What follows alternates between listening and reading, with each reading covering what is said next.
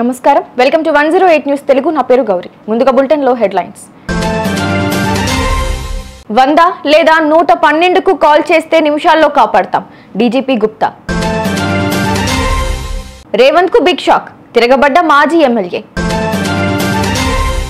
శబరిమల భక్తులకు భారీగా good news మార్చి 14 నుంచి కొత్త విధానం తెలంగాణ మహిళలకు గుడ్ న్యూస్ మహిళలకు నెలకు 2500 రూపాయలు సీఎం రేవంత్ కీలక ప్రకటన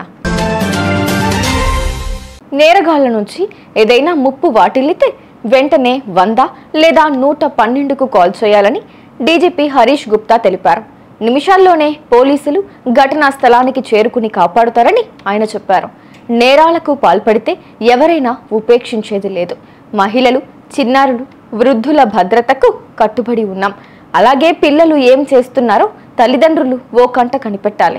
నేరాలను అరికట్టడంలో సమాజం బాధ్యత తీసుకోవాలి అని పేర్కొన్నారు.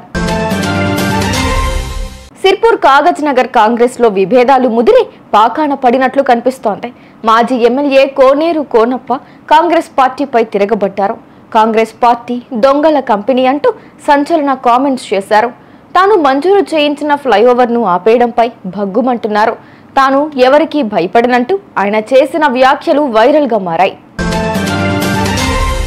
శబరిమల అయ్యప్ప భక్తులకు ఆలయ అధికారులు గుడ్ న్యూస్ చెప్పారు. 18 మెట్లు ఎక్కగానే దర్శనం అయ్యేలా ఏర్పాట్లు చేయనున్నారు.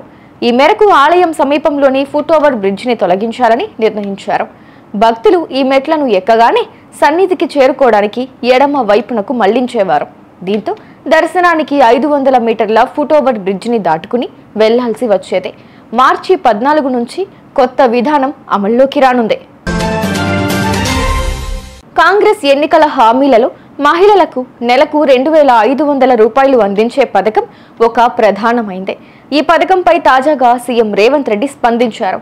ఢిల్లీలో మీడియాతో మాట్లాడిన ఆయన ఈ హామీని త్వరలోనే అమలు చేస్తామని ప్రకటించారు. అదేవిధంగా మార్చి 31 నాటికి రైతుల అకౌంట్లలో 100% రైతు భరోసా డబ్బులను జమ చేస్తామని స్పష్టం చేశారు. తెలంగాణలో కేసీఆర్ 1 ఎకరాకు 10,000 రూపాయలు ఇవ్వగా తాము 12,000 రూపాయలు ఇస్తున్నట్లు చెప్పారు. చూసారుగా, ఇవి ఇవాల్టి బులెటిన్ అప్డేట్స్. మరో బులెటిన్ తో మళ్ళీ మీ ముందుకు వస్తాను. అంతవరకు కీప్ వాచింగ్ 108 న్యూస్ తెలుగు.